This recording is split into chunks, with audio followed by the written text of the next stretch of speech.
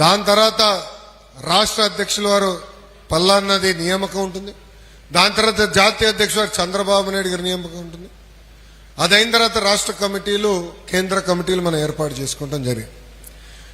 మొన్న ఆవిర్భావ దినోత్సవం నేను చెప్పాను అందరికీ, నేను జగన్మోహన్ రెడ్డి గారితో ఎంత పోరాడానో దానికన్నా ఎక్కువ పార్టీలో నేను పోరాడుతూనే ఉంటున్నానని చెప్పా. ఇది మళ్ళీ మీ అందరికి చెప్తున్నారంటే, మన పార్టీకి ఉన్న అతిపెద్ద జబ్బు ఒకటి ఉందండి. అదేంటో తెలుసా? అలక. ఏంటది? అలక.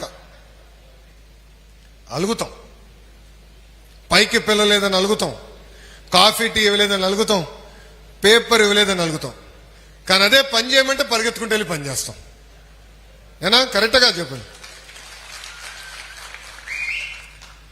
దానికి మనం ఫుల్ స్టాప్ పెట్టాలి రాబాయ్. మనందరం ఒక కుటుంబం. ఇంత పెద్ద కుటుంబం అన్నప్పుడు సమస్యలు ఉండకుండా పోతాయా? ఇప్పుడు మన ఇంట్లో నేను ఒక్కడనే, నాకు ఉండేది ఒక్కడే అంటే ఐదుగురు ఆలోచనలు ఉంటాయి. కంపల్సరీ నెలకు ఒకసారి మేము కూర్చుంటాం, అన్ని మాడతాం. దేవంచి కూడా కూర్చోవాల్సింది, ఆప్షన్ లేదు అడిగి.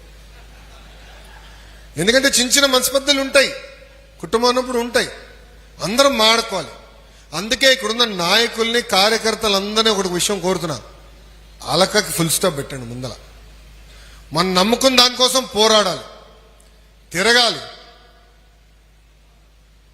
లోకేష్ని నిలదీయాలి అవసరం అవుతాయి. కొల్లు రవీంద్రన్నను అడగాలి మన పని కోసం.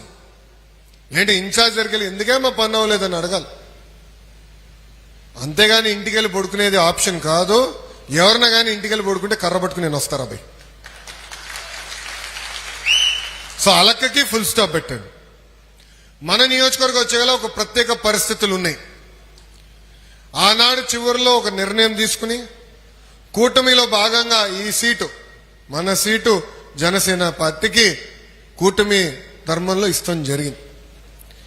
మొన్న ఎన్నికల్లో 3 పార్టీలు కలిసికట్టుగా పోరాడినాయి, తెలుగుదేశం, జనసేన, భారతీయ జనతా పార్టీ.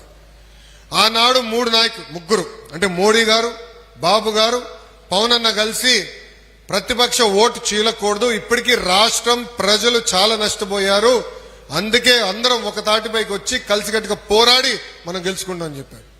అందుకే 58% ఓట్లు కూటమికి వచ్చింది. వైకాపాకి 39% ఓట్లకు పడిపోయింది. దాంట్లో మన సీట్ కూటమికి. సమస్యలు ఉంటాయి, చిన్న కుటుంబం అన్నప్పుడు సమస్యలు ఉంటాయని చెప్పారు. కూటమిలో చిన్న చిన్న ఉంటాయి ఇష్యూలు. ఫీల్డ్ అసిస్టెంట్ ఇష్యూ అవ్వచ్చు, రేషన్ దుకాణం ఇష్యూ అవ్వచ్చు, లేదంటే లోకల్ ఇష్యూస్ కావచ్చు. మిమ్మల్ని కలిసే ముందర ఉత్తమ కార్యకర్తలను కలిసా, వాళ్ళందరికీ ఒకటే చెప్పా, ప్రతి వెన్స్డే ఇన్ఛార్జ్ గారు అందుబాటులో ఉండాలి.